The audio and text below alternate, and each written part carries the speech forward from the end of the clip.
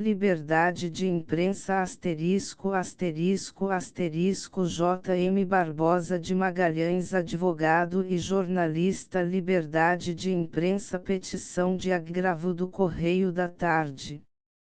Nos processos de perseguição política mandados instaurar pelo governo regenerador quando violou a Constituição do Reino e feriu todas as liberdades públicas. Lisboa. Tipografia do Correio da Tarde, Largo da Trindade, N Graus 17, 1º 1894. J.M. Barbosa de Magalhães, advogado e jornalista. Liberdade de imprensa. Petição de agravo do Correio da Tarde.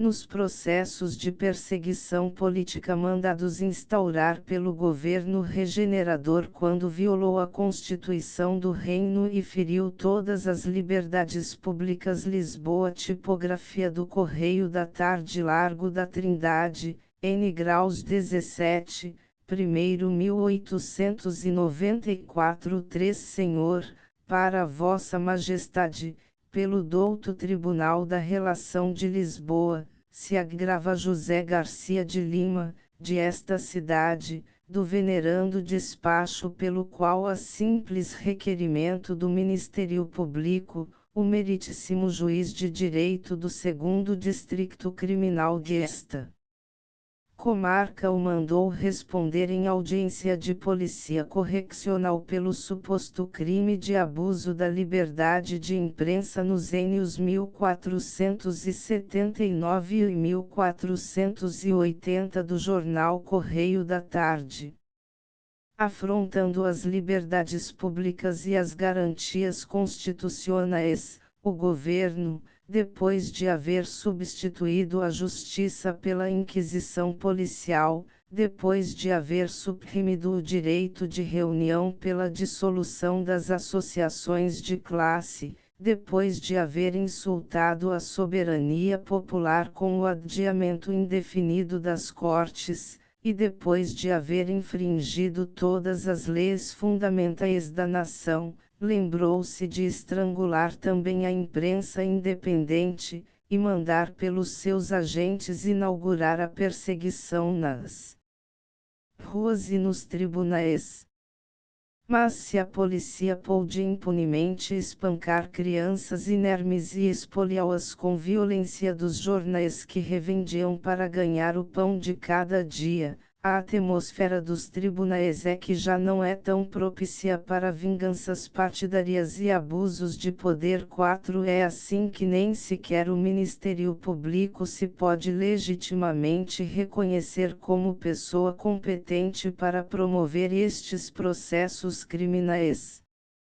A legitimidade da intervenção do Ministério Público nas causas crimes está claramente definida nas nossas leis, e não pode ser ampliada por arbítrio e conveniência do governo. Se os representantes e agentes desse ministério se julgam constituídos na obrigação de obedecer cegamente às ordens de quem os nomeia e demite quando quer, o Poder Judicial, independente, é que não deve prestar-se a essa indevida prorrogação de funções. Pelo art. 1º do Decreto de 10 de dezembro de 1852, ficou competindo ao Ministério Público a acusação de todos os crimes e contravenções, de que trata o Código Penal, com única exceção dos casos em que o mesmo Código torna essa acusação, ou a continuação dela, dependentes da queixa, ou do consentimento das pessoas ofendidas, ou de seus pais ou tutores. Ora o Código Penal, no art. 416º, expressamente declara que não poderá ter lugar procedimento judicial pelos crimes de difamação e de injúria, senão a requerimento de parte, quando esta for um particular ou empregado público individualmente difamado ou injuriado, salvo nos casos declarados no capítulo 2 do título 3 do livro 2 do mesmo CAD, ou, como amplia o único desse artigo, quando o crime for cometido na presença das autoridades públicas ou dos ministros eclesiásticos, no exercício do seu ministério, ou nos edifícios destinados ao serviço público, ou ao culto religioso, ou nos passos reais. Logo, não estando o crime atribuído ao agravante em nenhum destes casos excepcionais, não é o Ministério Público parte legítima para promover a sua punição. 5. Efetivamente, a promoção que determinou o despacho recorrido não incrimina o agravante em nenhum dos artigos do Código Penal, nem lhe seria fácil fazê-lo. Diz que está em curso na penalidade prescripta no 2º do art. 7º do Decreto N. Graus 1 de 29 de março de 1890, e o facto punido N. Este é muito diverso do previsto no art. 181º e seus do Código Penal. De forma que, se para a acusação pelo crime definido em este artigo, seria competente o Ministério Público, segundo a parte final do art. 416º do Código Penal, por estar incluído no capítulo 2º do título 3º do livro 2º do mesmo Código, não o é evidentemente para o procedimento criminal pelo facto previsto no 2º do art. 7º, de aquele decreto. Foi o despacho recorrido que assim classificou o delito imputado ao agravante. É por essa classificação, e só por ela, que nos devemos regular para discutir a legitimidade da acusação pública. Com o abuso, que se diz ser, da liberdade de imprensa, este delito tem uma legislação especial. Era de antes a Lei de 17 de maio de 1866, que no 2º do art. 6º declarava o Ministério Público competente para intervir nos crimes de abuso da liberdade de imprensa nos casos de difamação ou injúria, sendo ela dirigida, primeiro contra o chefe de nação estrangeira, havendo requisição do seu governo, segundo contra os seus embaixadores ou representantes acreditados na Corte de Portugal, havendo requisição dos ofendidos. É também hoje o Decreto N. Graus 1 de 29 de março de 1890, que no 6º do art. 8º diz que nos crimes, de que trata o primeiro desse artigo, e que são os compreendidos nos art. 169, 170, 171 e 483 do Código Penal, e no 3º do art. 7º do mesmo decreto, o procedimento judicial será sempre promovido pelo Ministério Público 6 independentemente de qualquer queixa, ou de ordens ou instruções superiores. Ora, a falta de referência ao 2º desse art. 7º evidentemente o exclui da competência do Ministério Público, e a referência expressa ao seu 3º, que tanto se aproxima do art. 483º do Código Penal, responde à consideração de ser a hipótese de aquele 2º muito semelhante à do art. 181º do mesmo Código.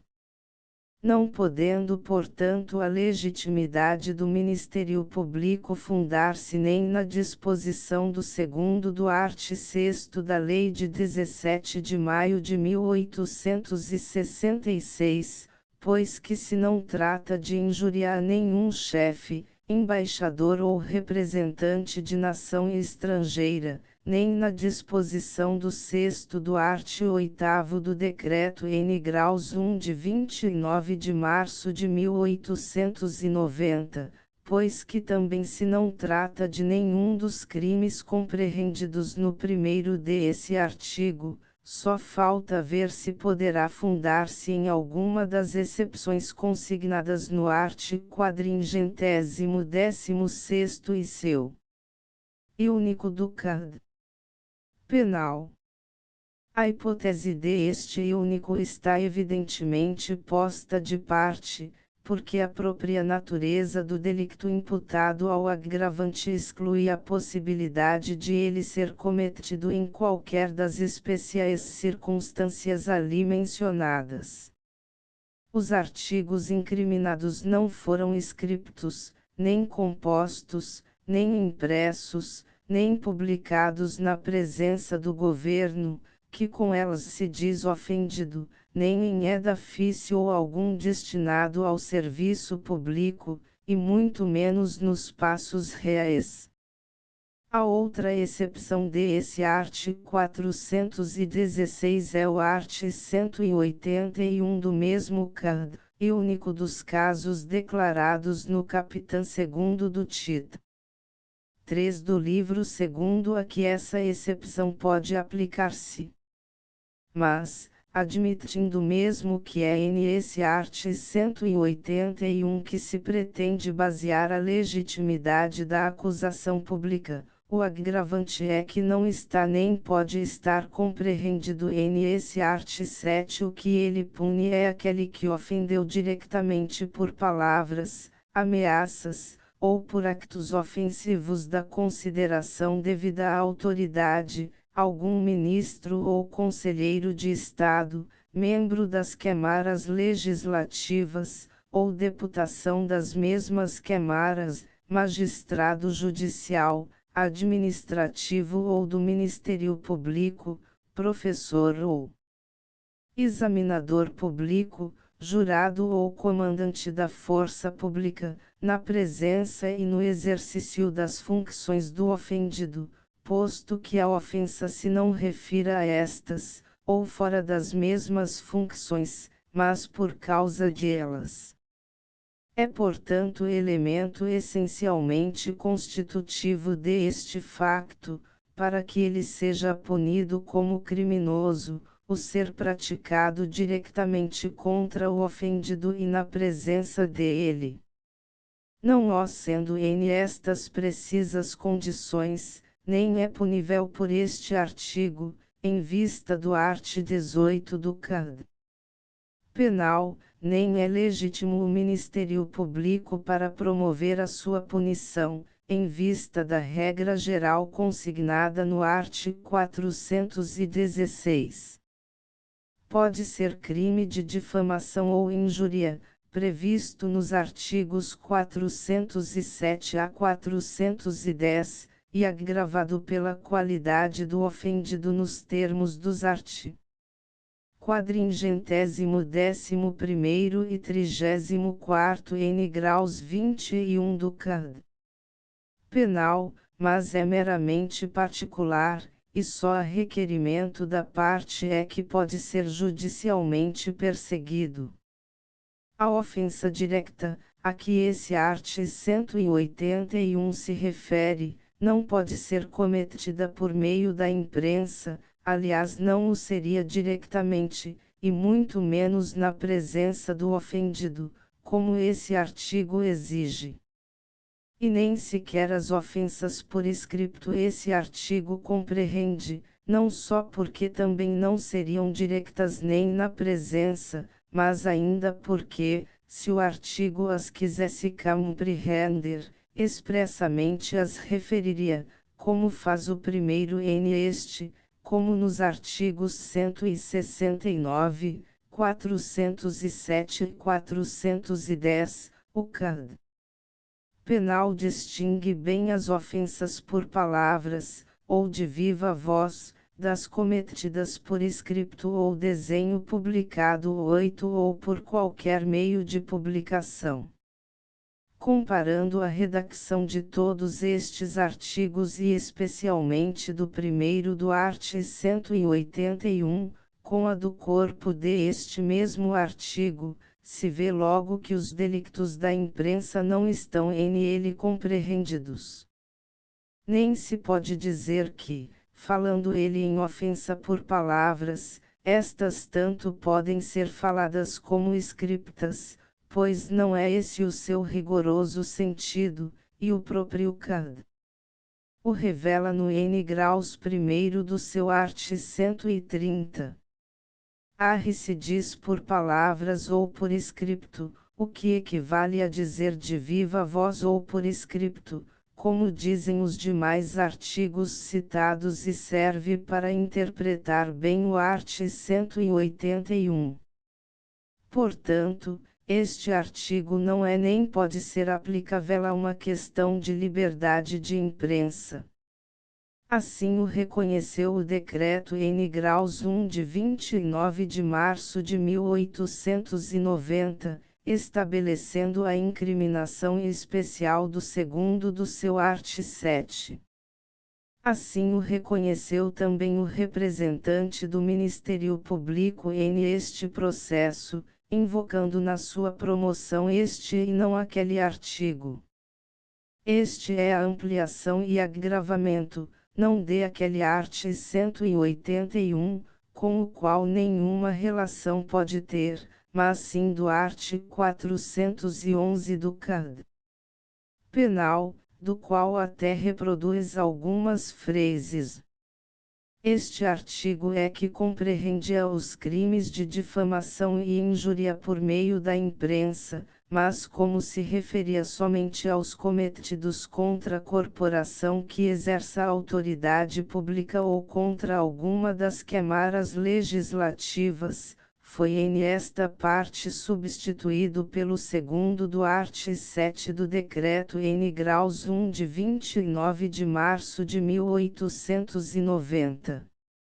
Em face de este art. 411 do CAD Penal, ainda se poderia sustentar a competência e legitimidade do Ministério Público para promover a sua aplicação, visto que o art. 416 parece só exigir o requerimento da parte quando esta for um particular ou empregado público individualmente difamado ou injuriado, e, portanto 9 dispensa-o quando a injúria ou difamação for coletiva, como nos casos de aquele primeiro artigo e seu.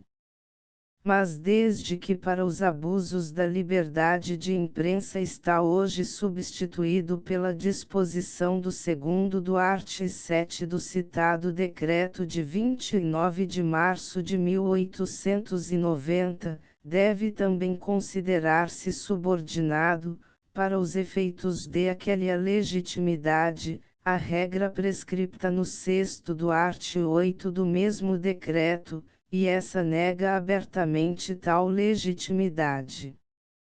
Mas quando se pretenda sustentar que é ainda o preceito do art. 416 do CAD Penal que rege a intervenção do Ministério Público nestes processos, e não aquele sexto, cuja redação não parece ser taxativa, podemos insistir na afirmação de que essa intervenção não é legítima aqui. Comparando esses dois art. 411 e 416 do CAD Penal, nota-se distinção entre as ofensas individual e coletiva. Supondo que pode ter lugar procedimento judicial a simples requerimento do Ministério Público quando os crimes declarados nos art. 407 e 410 forem cometidos contra alguma das câmaras legislativas ou contra a corporação que exerça a autoridade pública, nos termos do art. 411, ou contra algum dos poderes políticos legitimamente constituídos, nos termos do segundo do art. 7 do Decreto N. Graus 1 de 29 de 1890, o facto de que se trata é que não está em nenhuma de essas condições. Efetivamente, a promoção do Ministério Público imputa ao agravante o crime de ofensa ao governo ou poder executivo legitimamente constituído. Não se diz em que essa ofensa consiste, mas deixemos isso para mais tarde. O que é certo é que o Ministério Público, reconhecendo a sua manifesta incompetência se tratasse de uma ofensa individual, ainda mesmo quando dirigida a qualquer dos funcionários mencionados no segundo do art. 7 de aquele decreto, procurou habilmente legitimar-se, dando à pretendida ofensa caráter coletivo. Esqueceu-se, porém, de demonstrar que a entidade governo se pode considerar compreendida na disposição do art. 411 e seu único do Código Penal, ou na do segundo do art. 7 do Decreto N. Graus 1 de 29 de março de 1890. Pois não pode. Este refere-se a algum dos poderes políticos legitimamente constituídos, e o governo, no sentido vulgar e comum da palavra, no sentido em que é empregada nos artigos incriminados e até na própria promoção do Ministério Público, não é governo, é o Ministério, são os ministros ou secretários de Estado, que, nos termos do art. 102 da Carta Constitucional da Monarquia, referendam ou assignam todos os actos do Poder Executivo, mas não o constituem. Os poderes políticos reconhecidos pela Constituição do Reino de Portugal são 4: o Poder Legislativo, o Poder Moderador, o Poder Executivo e o Poder Judicial. Carta Constarte 13. Ora, o Ministério não é nem constitui nenhum desses poderes, não o legislativo, porque esse compete às Cortes com a sanção do Rei. Carta Constarte 13, não o moderador, porque esse compete privativamente ao Rei, como chave de toda a organização política e chefe supremo da nação.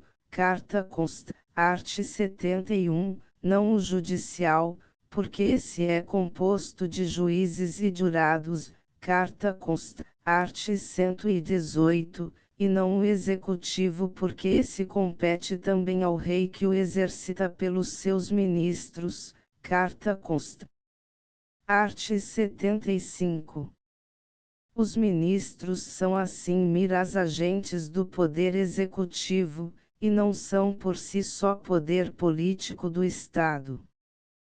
Por uma ficção constitucional, são elas os únicos responsáveis pelos actos desse poder.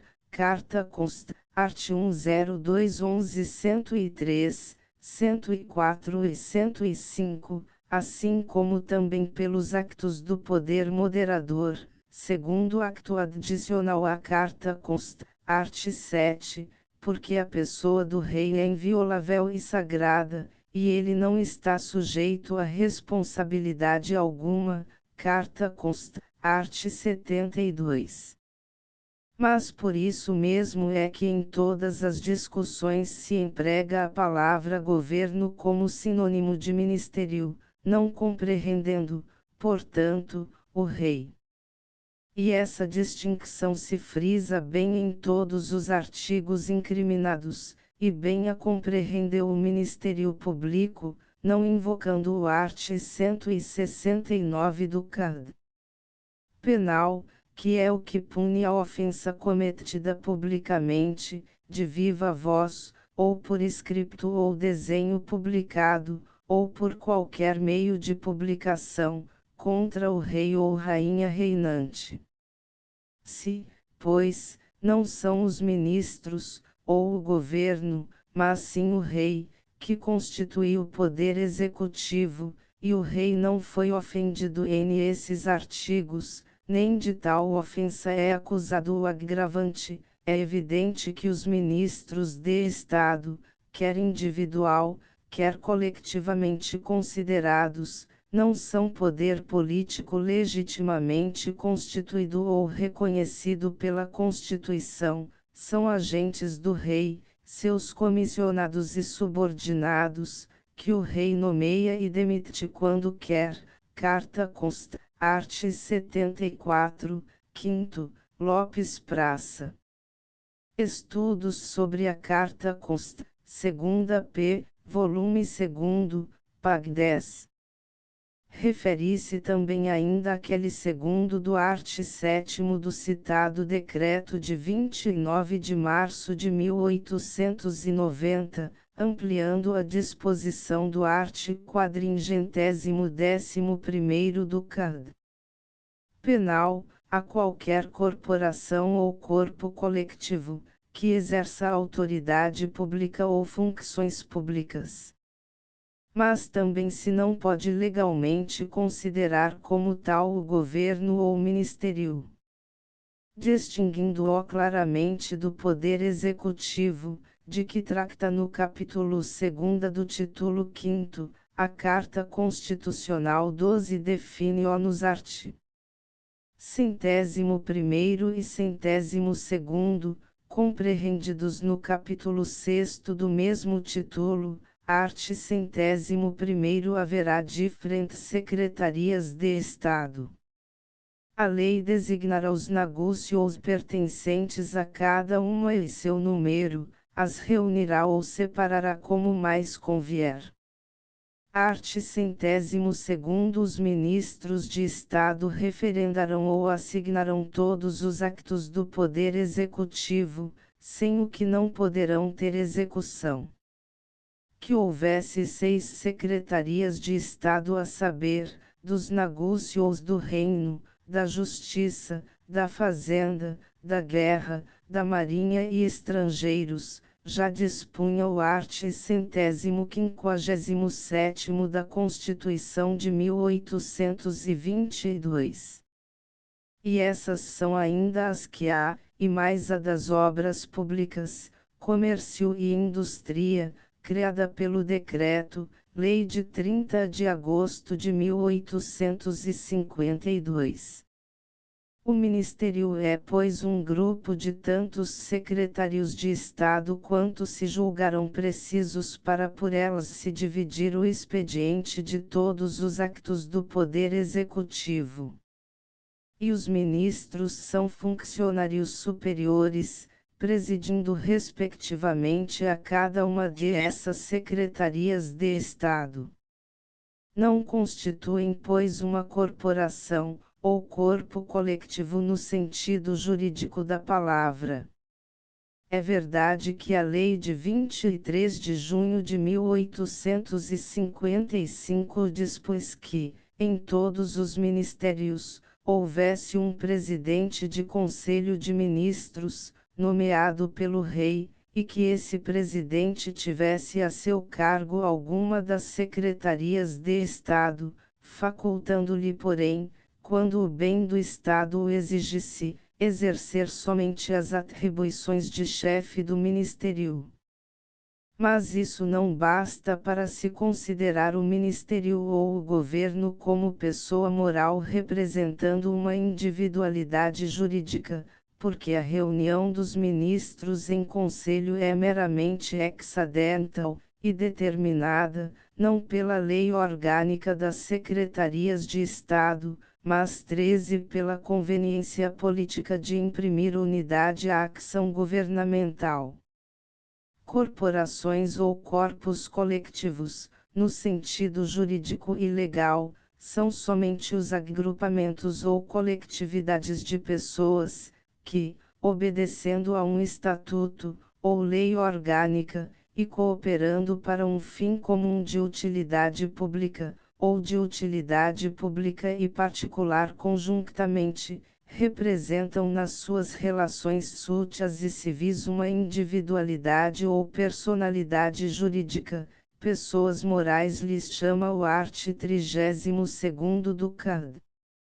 Civ, e cujos actos, sendo sempre o resultado de uma deliberação, ou diretamente tomada pela coletividade, ou por aqueles dos seus membros em quem ela haja delegado uma parte dos seus poderes ou atribuições, de conformidade com as regras e normas prescritas na sua lei orgânica, se consideram sempre também relacionadas com o fim comum da sua instituição, e responsabilizam, não individualmente os seus membros, mas a coletividade no seu conjunto ou representação jurídica.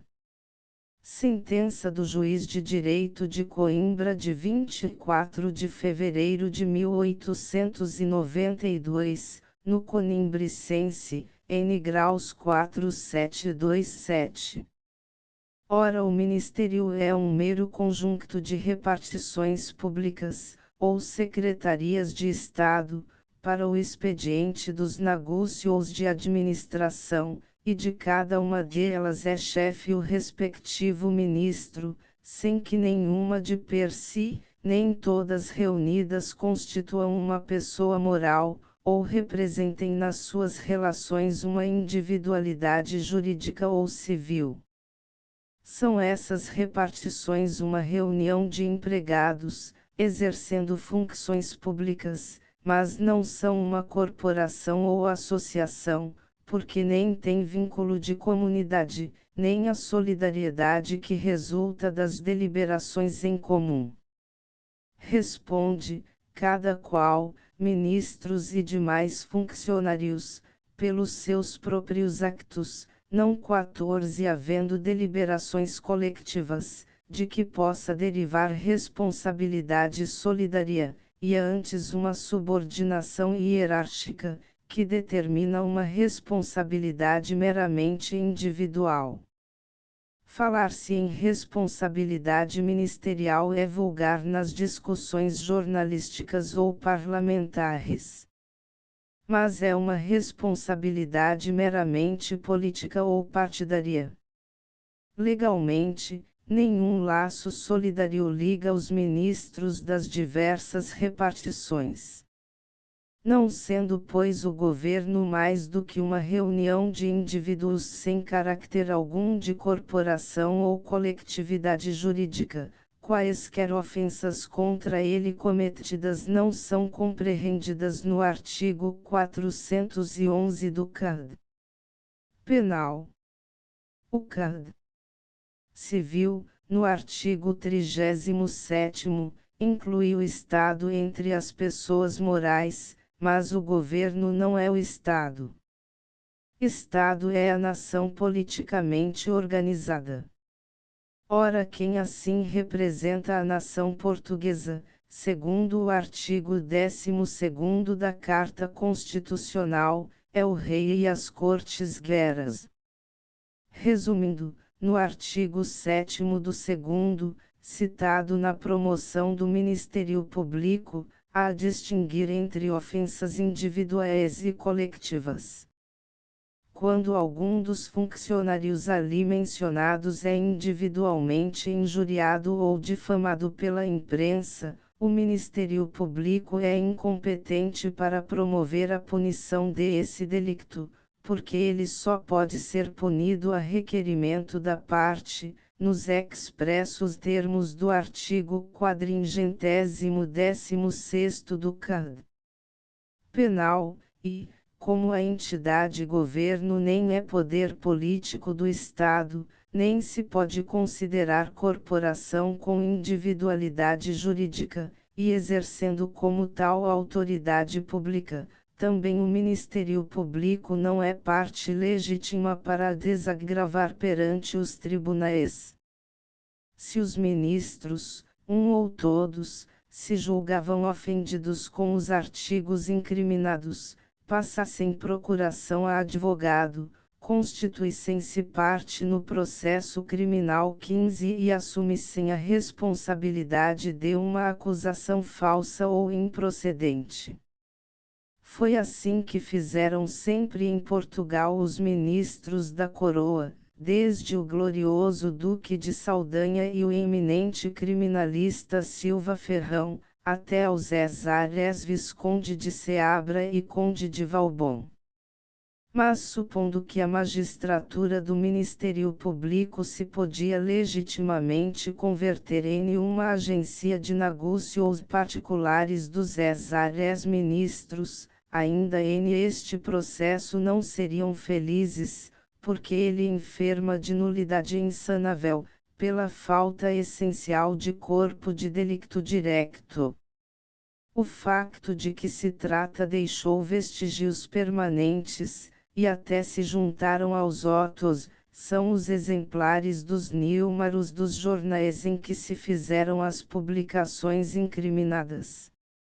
Ora, o art. 902 da novembro já é bem expresso, nos corpos de delicto de facto permanente, não só se verificarão, por meio de exames, todos os vestígios que deixar o crime, bem como o estado do lugar em que se cometeu, mas também se investigarão todas as circunstâncias relativas ao modo por que foi cometido e se recolherão com todo o escrúpulo os indícios que houver contra os que se presumirem culpados, tomando-se logo declarações verbas e sumarias aos circunstantes, etc. Tomaram-se aqui essas declarações verbas para verificação da publicidade do jornal, mas não se verificou, por meio de exame, primeiro se os exemplares juntos ao processo estão nas precisas condições do art. 3 da Lei de 17 de maio de 1866, para se lhes poder aplicar a legislação especial sobre imprensa periódica. Segundo eles estão inseridos os artigos a que se refere a acusação. Terceiro, se há esses artigos as referências que lhes são atribuídas. Quarto, se essas referências são diretas ou indiretas. Se há indivíduos ou corporações, se há particulares 16 ou funcionários públicos, se por motivo ou não de suas funções, etc., etc. Nem se fez exame nenhum. Não se pode dizer que essa verificação se faz à simples vista, porque a lei exige expressamente que ela só se faça por meio de exame, menos se pode alegar que o agravante, em juízo os factos de que pode derivar a sua responsabilidade, porque o art. 901 da novembro já expressamente dispõe que a confissão duro não supre o corpo de delicto e que a falta de este anula todo o processo. Por serem autos de polícia correccional, nem por isso se dispensa neles o corpo de delicto, novembro já, art. 251. E a nulidade que da sua falta resulta é insanável. Lei de 18 de julho de 1885, art. 13, n. grau segundo, tanto mais que essa preterição influi no exame e discussão da causa. Lei de 18 de julho de 1855, art. 13, n. graus 14. Ambas estas questões, de ilegitimidade de parte e de nulidade do processo, são prejudiciais, e de ambas têm de conhecer primeiro os tribunais de recurso, mesmo que não houvesse reclamação. Não é, porém, este o principal fundamento do agravo, que se autoriza no art. 17 do Decreto de 15 de setembro de 1892. E com razão, porque o facto imputado ao agravante não é criminoso, porque nos artigos arguidos não há ofensa a ninguém, porque em suma se não cometeu abuso algum de liberdade de imprensa. O que nesses artigos se faz é discutir e censurar, embora com energia e veemência, os actos do governo, que ninguém ousa contestar, que são revoltantes atentados contra os mais fundamentais princípios e contra as mais sagradas garantias da Constituição do 17 Reino. Disse-lhe o que está na consciência de todos, o que o próprio governo confessa, que ele usurpou as faculdades legislativas constitucionais, cometendo assim um abuso de que nem mesmo as cortes ordinárias o podem absolver, que ele comprometeu e prejudicou as instituições, imprimindo-lhes um odioso caráter de despotismo e de reacção, absolutamente incompatível com o espírito das sociedades modernas, que ele abusou da força de que a nação, por intermédio do rei, o investira, esmagando a representação nacional e a soberania popular, que ele violou as leis, faltou ao decoro do poder, desrespeitou as liberdades públicas, irritou as paixões partidárias, pôs em sobressalto a ordem política e a paz social, que ele é enfim, um perigo para a coroa e para o país. Mas não há em nenhum deles uma só palavra de difamação ou injúria contra a honra e consideração pessoal de qualquer dos ministros. Não se lhes lisonjeia a vaidade, condenam-se-lhes acremente os seus actos de administração política, reclama-se a sua urgente substituição nos conselhos da coroa, proclama-se a sua incompetência para gerir os interesses nacionais, mas exerce-se assim apenas o direito de todo o cidadão de um Estado livre. Toda a lei, que reconhece um direito, legitima os meios indispensáveis para o seu exercício, cad. Civ. Artigo 12º, ora se pela Constituição do Reino todo o cidadão português tem o direito de intervir na marcha dos negócios públicos, se o governo da nação é representativo, e portanto do povo pelo povo, se quem deve reinar é a opinião criada pela discussão e propaganda, não podem deixar de considerar-se lícitos todos os meios de ação política na órbita das leis. Por isso a Carta Constitucional, no artigo 145º, permite que todos possam comunicar os seus pensamentos por palavras 18 e escritos, e publica-os pela imprensa sem dependência de censura. Terceiro, e que todo o cidadão possa apresentar por escrito reclamações, queixas ou petições, e até expor qualquer infração de Constituição e, até requerer perante a competente autoridade a efetiva responsabilidade dos infratores. 28º. Reclamar contra os actos do governo, queixar-se de que ele os praticasse, pedir que elas se revoguem e se evitem, expor que infringiram a lei fundamental do país, não é crime. Podem às vezes essas acusações serem justas ou exageradas, mas nem por isso são criminosas.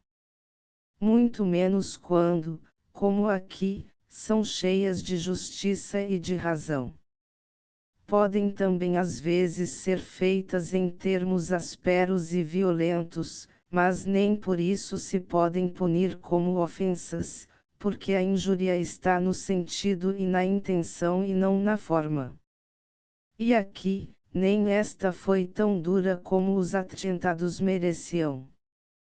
Aboliu a Lei de 17 de maio de 1866 todas as cauções e restrições estabelecidas para a imprensa periódica pela legislação então vigente.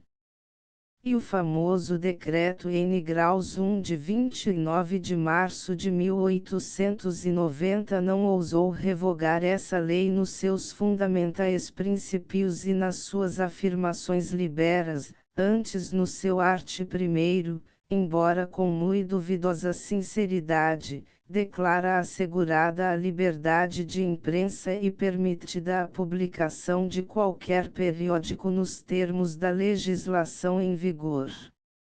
Ora, nos termos de essa legislação não são proibidos os meios de discussão e crítica das disposições tanto da lei fundamental do Estado como das outras leis, com o fim de esclarecer e preparar a opinião pública para as reformas necessárias pelos trâmites legais.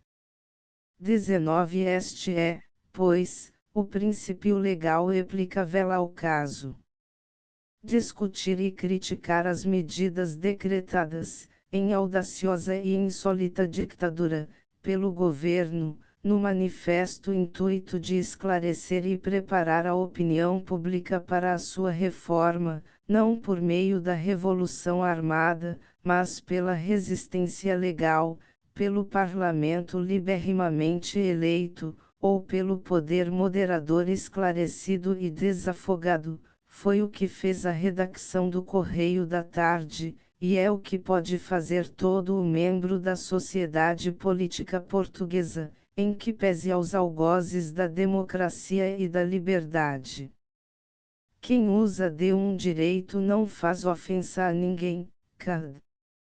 Civart 13º, cad. Penal, art. 44º, n. graus 4º, e se é legítima a defesa da honra, vida e fazenda própria ou alheia, cad. Civart 44º, n. graus 5º e 377, não são menos invioláveis e sagrados os direitos políticos e as garantias individuais. Por todas estas considerações, que os espíritos liberas completarão, pegraus a vossa majestade a graça de pelos seus juízes dar provimento a este agravo, mandando anular este processo, ou por ilegitimidade do Ministério Público, ou por falta de corpo de delicto direto, ou por não ser criminoso o facto atribuído ao agravante. R.M. O advogado, José Maria Barbosa de Magalhães. End of the Project Gutenberg e-book Liberdade de imprensa update de editions will replace the previous one the old editions will be renamed. Creating the works from print editions not protected by US copyright law means that no one owns a United States copyright in these works, so the foundation, and you, can copy and distribute it in the United States without permission and without paying copyright royalties.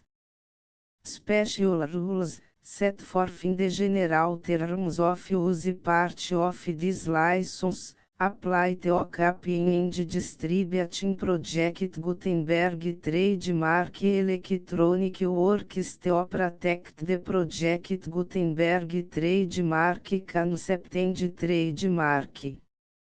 Project Gutenberg is a registered trademark, and may not be used if you charge for an e-book, except by following the terms of the trademark license, including paying royalties for use of the Project Gutenberg trademark. If you do not charge anything for copies of this e-book, complying with the trademark license is very easy. You may use this e-book for nearly any purpose such as creation of derivative works, reports, performances and research. Project Gutenberg e-books may be modified and printed and given away. You may do practically anything in the United States with e-books not protected by US copyright law. Redistribution is subject to the trademark license, especially commercial redistribution. Start, Full license the full project Gutenberg license please read this before you distribute or use this work to protect the project Gutenberg trademark mission of promoting the free distribution of electronic works, by use or distributing this work, or any other work associated in any way with the praise project Gutenberg. You agree to comply with all the terms of the full project Gutenberg trademark license available with this file or online at www.gutenberg.org/license. Section 1. General Terms of Use and Redistributing Project Gutenberg Trademark Electronic Works 1. By reading or use any part of this project Gutenberg Trademark Electronic Work, you indicate that you have read, understand, agree to and accept all the terms of this license and intellectual property, trademark/copyright, agreement. If you do not agree to abide by all the terms of this agreement, you must cease use and return or destroy all copies of Project Gutenberg trademark electronic works in your possession. If you paid a fee for obtaining a copy of your access to a Project Gutenberg trademark electronic work and you do not agree to be bound by the terms of this agreement, you may obtain a refund from the person or entity to whom you paid the fee set forth in paragraph 1.8. 1.b Project Gutenberg is a registered trademark. It may only be used on or associated in any way with an electronic work by people who agree to be bound by the terms of this agreement. There are a few fees that you can do with most Project Gutenberg trademark electronic works even without complying with the full terms of this agreement. See paragraph 1.c below. There are a lot of fees you can do with Project Gutenberg trademark electronic works if you follow the terms of this agreement and help preserve free future access to Project Gutenberg trademark electronic works. See paragraph 1.i below. 1c. The Project Gutenberg Literary Archive Foundation, the Foundation or PGLAF, owns a compilation copyright in the collection of Project Gutenberg trademark electronic works. Nearly all the individual works in the collection are in the public domain in the United States. If individual works are protected by copyright law in the United States and you are located in the United States, we do not claim a right to prevent you from copying, distributing, performing, displaying or creating derivative works based on the work as long as all references to Project Gutenberg are removed. Of course, we hope that you will support the Project Gutenberg trademark mission of promoting free access to electronic works by freely sharing Project Gutenberg trademark works in compliance with the terms of this agreement for keep the Project Gutenberg trademark name associated with the work. You can easily comply with the terms of this agreement by keep this work in the same format with its attached full Project Gutenberg trademark license when you share it without charge with others. 1.d. The copyright laws of the place where you are located also govern what you can do with this work. Copyright laws in most countries are in a constant state of change. If you are outside the United States, check the laws of your country in addition to the terms of this agreement before downloading, copying, displaying, performing, distributing or creating derivative works based on this work or any other Project Gutenberg trademark work. The Foundation makes no representations concerning the copyright status of any work in any country other than the United States. Unless you have removed all references to Project Gutenberg. 1.1. The following sentence, with active links to, or other immediate access to, the full Project Gutenberg trademark license must appear permanently whenever any copy of a Project Gutenberg trademark work, anywhere on which the phrase Project Gutenberg appears, or with which the phrase Project Gutenberg is associated, is accessed, displayed, performed, viewed, copied or distributed. This e-book is for the use of anyone anywhere in the United States and most other parts of the world at no cost and with almost no restrictions whatsoever. You may copy it, give it away or reuse it under the terms of the Project Gutenberg license included with this e-book or online at www.gutenberg.org.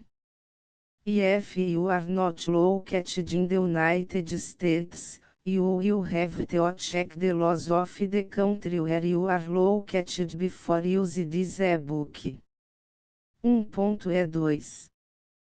If a individual Project Gutenberg trademark electronic works derived from texts not protected by US copyright law, does not contain a notice indicating that it is posted with permission of the copyright holder, the work can be copied and distributed to anyone in the United States without paying any fees or charges.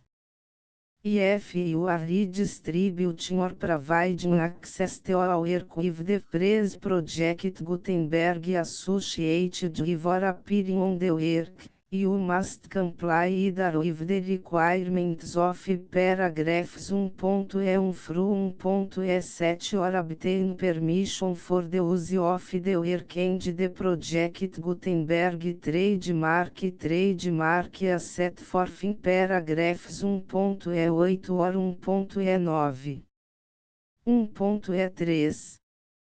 If a individual Project Gutenberg trademark electronic works posted with the permission of the copyright holder, your use and distribution must comply with both paragraphs 1.1 through 1.7 and any additional terms imposed by the copyright holder. Additional terms will be linked to the Project Gutenberg trademark license for all works posted with the permission of the copyright holder found at the beginning of this work. 1.4. Do not unrecord that or remove the full Project Gutenberg trademark license terms from this work, or any files containing a part of this work or any other work associated with Project Gutenberg trademark. 1.5. Do not copy, display, perform, distribute or redistribute this electronic work, or any part of this electronic work, without permanently displaying the sentence set forth in paragraph 1.1 with active links or immediate access to the full terms of the Project Gutenberg trademark license. 1.6.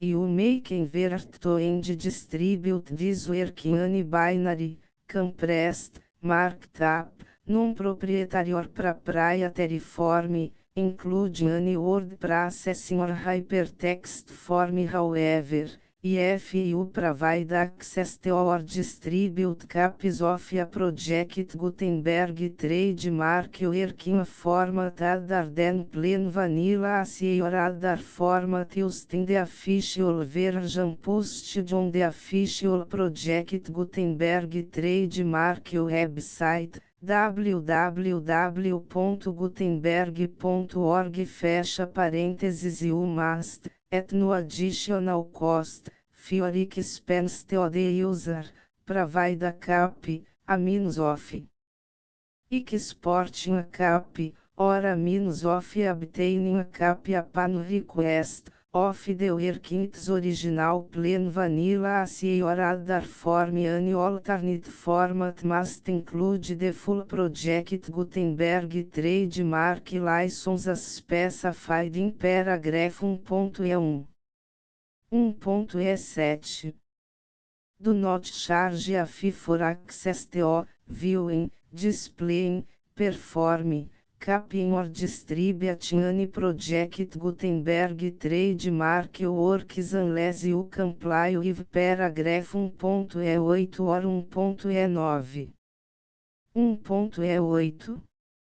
You may charge a reasonable fee for copies of your providing access to or distributing project Gutenberg trademark electronic works provided that, item you pay a royalty fee of 20% of the gross profits you derive from the use of project Gutenberg trademark works calculated use the method you already use to calculate your applicable taxes.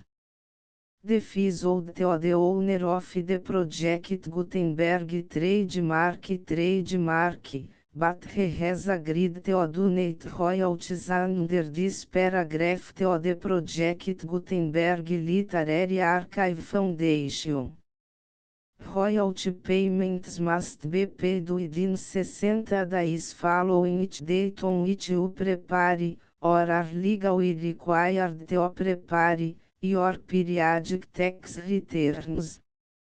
Royalty payments should be clearly marked as such and sent to the project Gutenberg Literary Archive Foundation at the address specified in Section 4, Information about donations to the project Gutenberg Literary Archive Foundation. Item you provide a full refund of any money paid by a user who notifies you in writing, or by email, within 30 days of receipt that S/he does not agree to the terms of the full project Gutenberg trademark license. You must require such a user to return or destroy all copies of the works possessed in a physical media and discontinue all use of and all access to other copies of project Gutenberg trademark works. Item you provide, in accordance with paragraph 1.F3, a full refund of any money paid for a work or a replacement copy, if a defect in the electronic work is discovered and reported to you within 90 days of receipt of the work. Item you comply with all other terms of this agreement for free distribution of project Gutenberg trademark works. 1.E9.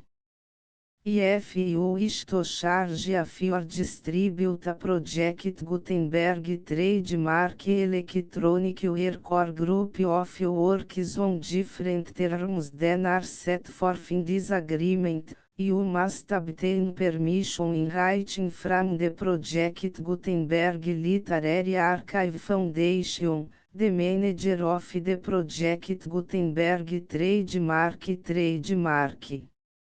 Contact the foundation as set forth in section 3 below.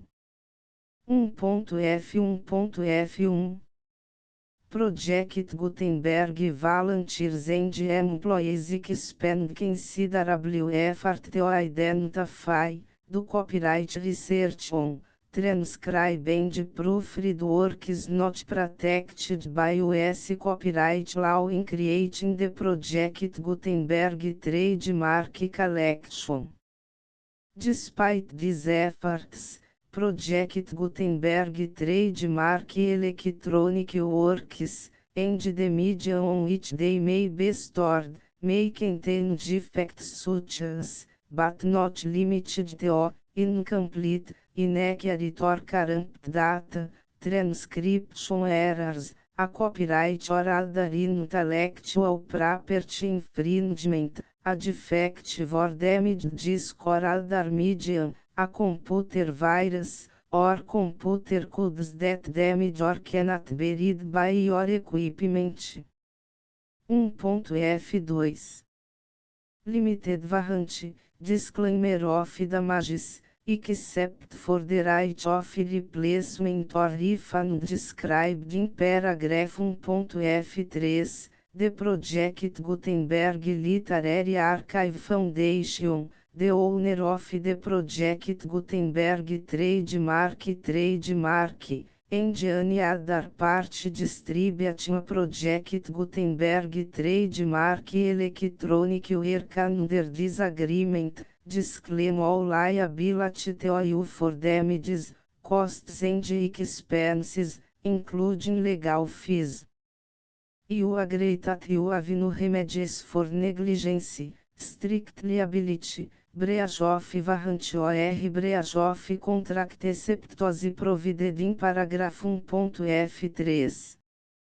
You agree that the foundation, the trademark owner, and any distributor under this agreement will not be liable to you for actual, direct, indirect, consequential, punitive or incidental damages even if you give notice of the possibility of such damage.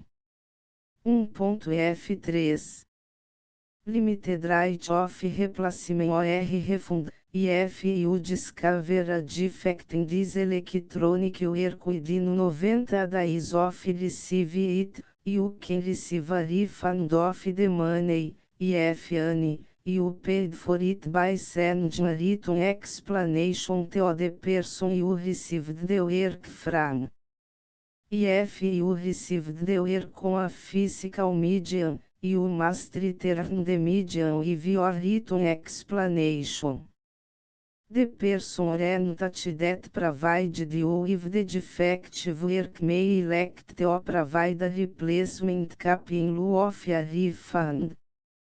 If you received the work electronically, the person or entity providing it to you may choose to give you a second opportunity to receive the work electronically in lieu of a refund.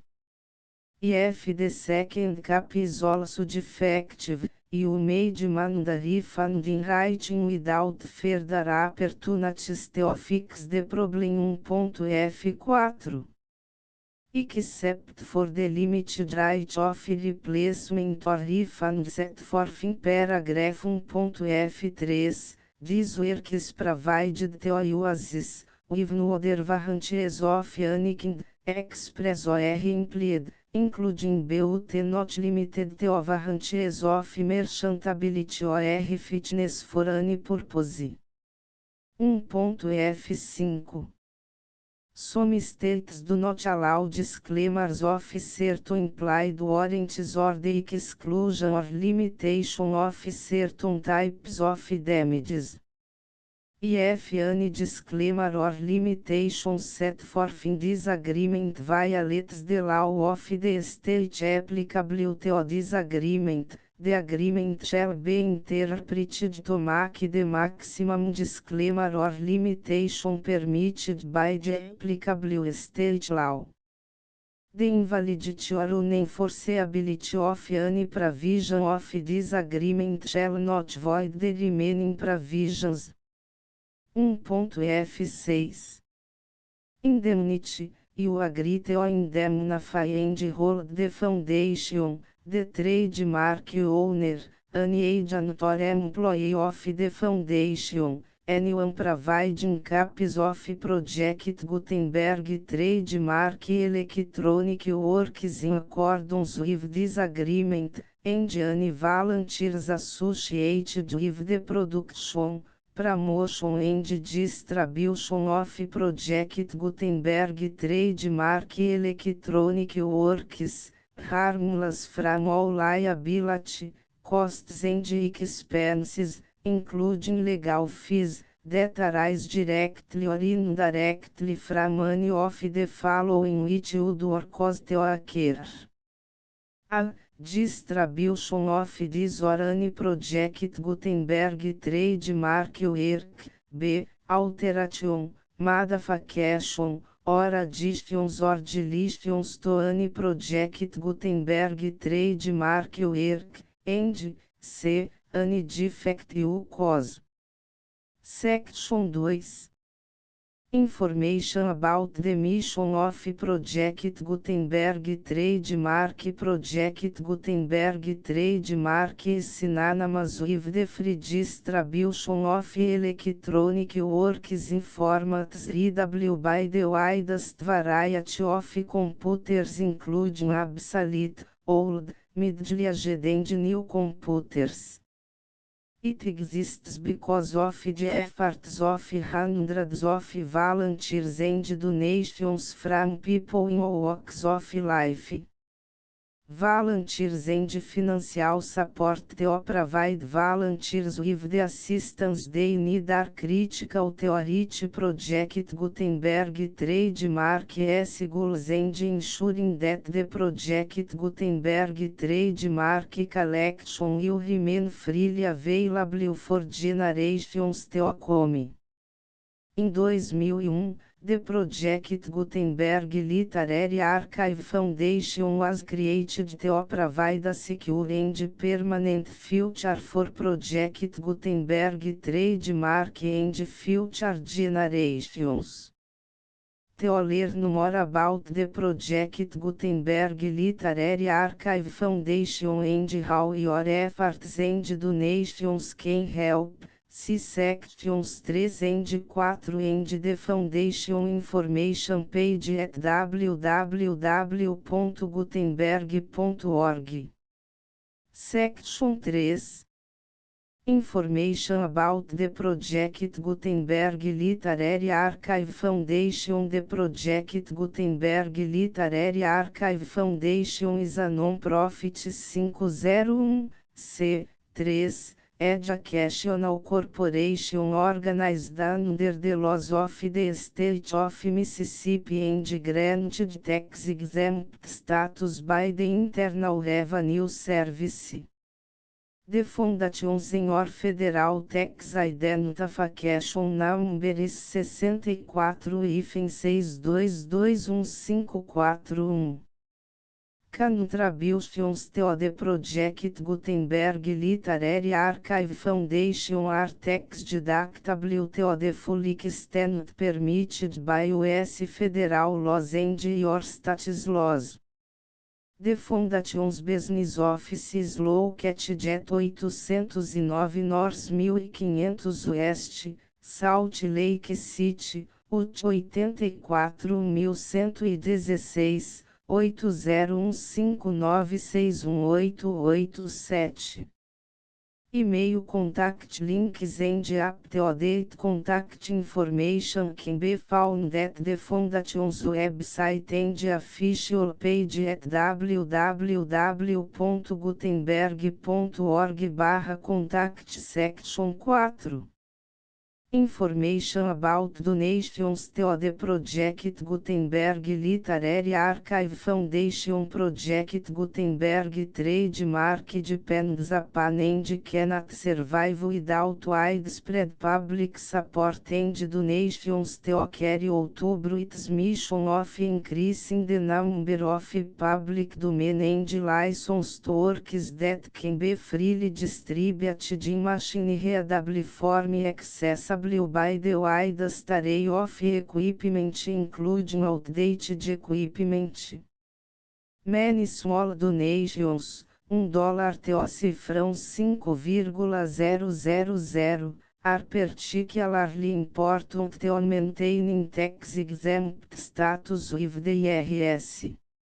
The foundation is committed to complying with the laws regulating charities and charitable donations in all 50 states of the United States. Compliance requirements are not uniform and it takes a considerable effort, much paperwork and manifest on it and keep up with these requirements. We do not solicit donations in locations where we have not received written confirmation of compliance. To send donations or determine the status of compliance for any particular state, visit www.gutenberg.org/donate. While we can attend do not solicit contributions from states where we have not met the solicitation requirements, we know of no prohibition against accepting unsolicited donations from donors in such states who approach us with offers to donate. International donations are gratefully accepted, but we cannot make any statements concerning tax treatment of donations received from outside the United States. US laws alone swamp our small staff. Please check the Project Gutenberg web pages for current donation methods and addresses. Donations are accepted in a number of other ways including checks, online payments and credit card donations. To donate, please visit www.gutenberg.org/donate. Section 5. General Information about Project Gutenberg Trademark Electronic Works. Professor Michael S. Hart was the originator of the Project Gutenberg Trademark concept of a library of electronic works that could be freely shared with anyone. For 40 years, reproduced and distributed Project Gutenberg trademark ebooks with only a loose network of volunteer support. Project Gutenberg trademark ebooks are often created from several printed editions, all of which are confirmed as not protected by copyright in the US unless a copyright notice is included. Thus, we do not necessarily keep ebooks in compliance with any particular paper edition.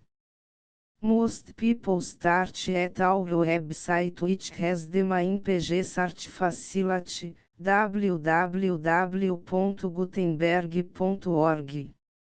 This website includes information about Project Gutenberg trademark, including how to make donations to the Project Gutenberg Literary Archive Foundation, how to help produce our new ebooks, and how to subscribe to our email newsletter to hear about new ebooks. The full Project Gutenberg license.